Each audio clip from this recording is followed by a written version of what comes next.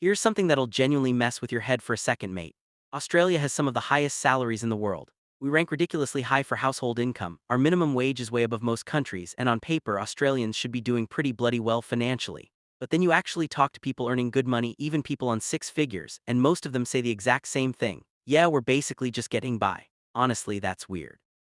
Because if the salaries are supposedly so good, why does almost everyone still feel financially squeezed? Why does payday feel good for about 48 hours before the money disappears into thin air again? If you've ever opened your banking app near the end of the month and thought, where the hell did all my money go? This video's for you. Because the answer isn't just bad budgeting or too many takeaway coffees. A lot of this is structural, and once you actually see how the system works, it starts making way more sense why even a solid salary in Australia in 2026 can still feel kinda average. Now let's start with the number Australians are weirdly obsessed with, the magical six-figure salary. 100 grand. For a lot of people, that's the point where you think, alright, I've made it now. Life should feel comfortable. And don't get me wrong, $100,000 is objectively a good income. But the illusion starts the second that money lands in your account, because you don't actually get 100 grand. After tax and Medicare, most people are taking home somewhere around 73 to 74 grand depending on their situation. That works out to roughly $1,400-ish a week in your actual pocket, not the nice big salary number on SEEK, the real number. And yeah, Australia did change the tax system after the Stage 3 tax cuts. Some middle-income earners are paying a bit less tax now, which sounds good in theory. But here's the issue: if your groceries, rent, insurance, electricity, and childcare costs rise faster than the money you saved on tax, you still feel broke. That's the disconnect Australians are feeling right now. Technically, your after-tax income improved, but the cost of existing in Australia improved faster. So people got tax cuts and somehow still don't feel richer at all. And that's why the real thing you need to think about isn't your salary anymore, it's your purchasing power. What can your money actually do once life takes its cut? Because right now in Australia, that gap between earning good money and actually feeling financially comfortable has become massive. So where does that weekly pay actually disappear to? Honestly, for most Australians, there are three things absolutely eating their income alive. And the first one is so dominant it almost overshadows everything else: housing. If you really want to understand why Australians feel constantly under pressure financially, housing is basically the entire story. Sydney's property market has reached numbers that would have sounded completely insane 15 years ago. Depending on which data you look at, median house prices across Sydney are now sitting somewhere around $1.04 to $1.6 million, and in a lot of suburbs it's way higher than that. Melbourne's still brutally expensive, Brisbane exploded over the last few years, and even Perth, which used to be the affordable city, has had some of the strongest growth in the country. Now compare those prices to actual incomes, and you start seeing the real problem. For decades now, Australian property prices have grown way faster than wages. That's the core issue sitting underneath almost every money conversation happening in the country right now. Because eventually, when housing keeps getting more expensive faster than salaries increase, even good incomes stop feeling powerful. And if you're not buying property, if you're renting instead, which more Australians are doing for much longer now, honestly, the situation isn't much better. Rent as a percentage of income has gone absolutely nuts in major cities. In Sydney especially, heaps of renters are spending 35 to 40% of their take-home pay just keeping a roof over their head. In some suburbs it's even worse than that. That's before food, petrol bills, literally anything else. Then you add interest rates into the mix. Australians are still dealing with the aftershocks of one of the fastest rate hikes we've seen in modern history. During the pandemic, money was insanely cheap. Rates were ultra low, people borrowed huge amounts and property prices surged. Then inflation kicked off, the RBA slammed rates upward, and suddenly people who were comfortably managing their mortgage found themselves paying hundreds or even thousands more every single month just to stay in the same house. And the thing is, higher rates don't just hurt homeowners, they flow through the entire economy. Rents go up, borrowing power drops, construction slows down, businesses pass costs on to consumers, everything starts feeling tighter. Then there's groceries, which honestly deserves way more attention than it gets. Australia basically has a supermarket duopoly. Coles and Woolworths dominate the market, which gives them enormous pricing power. And when inflation hit hard over the last few years, Australians really felt it at the checkout. The frustrating part is that even though inflation technically came down, prices didn't magically go back to normal. Groceries stayed expensive. Electricity stayed expensive. Insurance stayed expensive. Rent stayed expensive, and that's what a lot of people misunderstand about inflation. Just because inflation slows down doesn't mean life becomes affordable again. It just means prices are rising more slowly than before, from an already much higher starting point. So Australians never really got a reset. The baseline cost of normal life permanently shifted upward. If you're in your late 20s or 30s and thinking about kids, mate, childcare is another brutal one. On paper, Australia has subsidies and sure they help, but full-time childcare can still cost families thousands and thousands every year.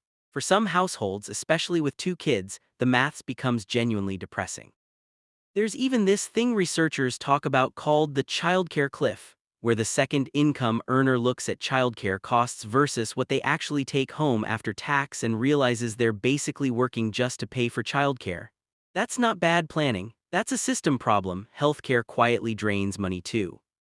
Medicare is still genuinely good compared to a lot of countries, but bulk billing has dropped off massively, specialist appointments are insanely expensive, dental is mostly out of pocket, and private health insurance keeps getting pricier while still somehow covering less than people expect. Now here, where it gets slightly uncomfortable because not all of this is external.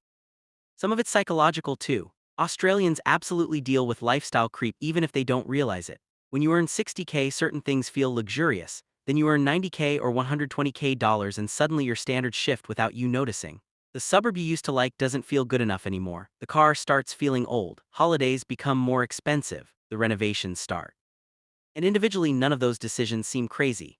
But together they scale your spending almost perfectly with your income, which means you never really feel ahead no matter how much more you earn. And social media makes this so much worse.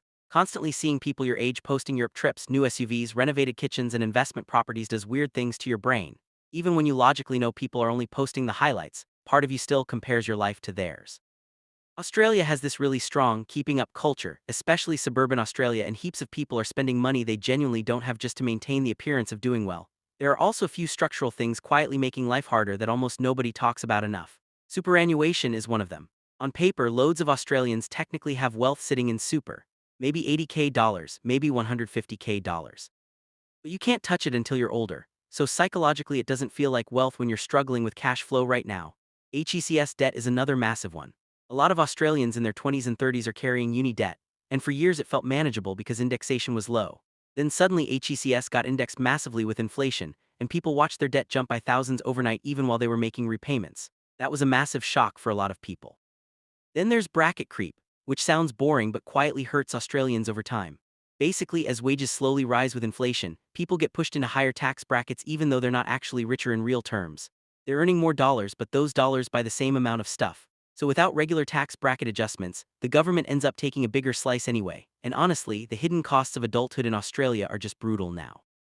Insurance, council rates, strata fees, car rego, CTP maintenance costs, these random background expenses quietly add up to thousands and thousands every year. People massively underestimate how much these little line items eat into their income. But here's probably the biggest divide in Australia right now when it comes to money, and this part matters a lot. The real split isn't high earners versus low earners anymore. It's asset owners versus income earners. If your family bought property years ago, especially in Sydney or Melbourne, your financial reality looks completely different from someone on the exact same salary who didn't. And it's not necessarily because one person worked harder or budgeted better. A lot of it comes down to timing and access. Australian property has appreciated so aggressively over the last 20 years that people who owned assets early built enormous wealth almost automatically, while wages struggled to keep up. Someone who bought a Sydney house in 2010 and watched it double in value built hundreds of thousands in wealth without earning extra income for it. Meanwhile, another person on the same salary who didn't buy property might have saved responsibly the entire time and still fallen behind. That's why the normal just save harder advice feels frustrating to so many Australians now.